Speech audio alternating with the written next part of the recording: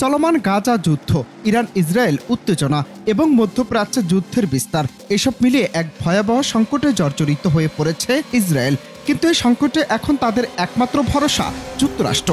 চলমান যুদ্ধ পরিস্থিতিতে যুক্তরাষ্ট্র ছাড়া এক প্রকার অসহায় হয়ে পড়েছে ইসরায়েল। চারদিক থেকে চাপের মুখে থাকা তেল আবিব এখন ওয়াশিংটনের সামরিক ও কূটনৈতিক সহায়তার উপর পুরোপুরি নির্ভরশীল। এমনই মন্তব্য করেছেন যুক্তরাষ্ট্রে নিযুক্ত ইসরায়েলি রাষ্ট্রদূত। কারণ অস্ত্র, গোয়েন্দা সহায়তা এবং আন্তর্জাতিক সমর্থন সবই যুক্তরাষ্ট্রের দিক থেকে যাচ্ছে বলে ধারণা।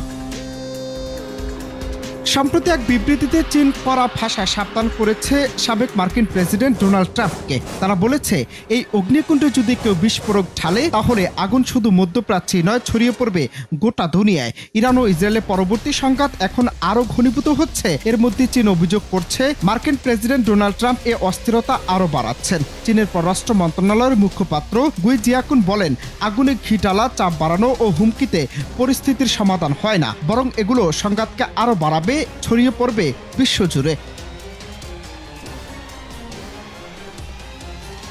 এদিকে মধ্যপ্রাচ্যে চীনের ভূমিকা আগের তুলনায় অনেক বেশি সক্রিয়। ইরান, সৌদি আরব সহ বহু দেশের সঙ্গে অর্থনৈতিক ও কৌশলগত সম্পর্ক গড়ে তোলা চীন এখন ইসরায়েল গাজা যুদ্ধ থামাতে সক্রিয় হয়েছে। তবে একই সঙ্গে তারা ট্রাম্পের মতো আগ্রাসী মার্কিন রাজনীতিবিদদের সতর্ক করে দিচ্ছে যেন পরিস্থিতিকে আরো জটিল করে না তোলা হয়। বিশ্লেষকরা বলছে, চীনের এই হুঁশিয়ারি শুধু কূটনৈতিক বার্তা নয়, বরং এটি বিশ্ব রাজনীতির ভারসাম্য পরিবর্তনের ইঙ্গিত দিচ্ছে, যেখানে যুক্তরাষ্ট্রের একক আধিপত্যকে চ্যালেঞ্জ জানাতে চায় বেইজিং।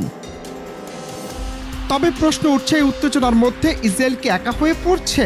কারণ ইউরোপীয় দেশগুলো ইসরায়েলের বর্তমান পদক্ষেপে অসন্তুষ্ট। তারা মানবিক বিপর্যয় বন্ধে যুদ্ধবিরতির আহ্বান জানালেও ইসরায়েল এখনও সাড়া দেয়নি।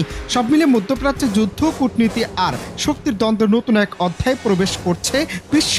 আর এই অধ্যায়ে চীন বলছে, এই আগুনে কেউ যেন ইচ্ছা করে বিস্ফোরক না ছড়ে। শুধু তাই নয়, ভিন্নভাবে আসছে হুঙ্কার। ইরানের পাশে সশস্ত্র সমর্থন, পাকিস্তান, রাশিয়া, তুরস্কের। কি করবেন মার্কিন প্রেসিডেন্ট? নিচে বাঁচবেন নাকি ইসরায়েলকে ছাড়বেন? অনন্ত হাসান মাসুদ, বাংলা টিভি।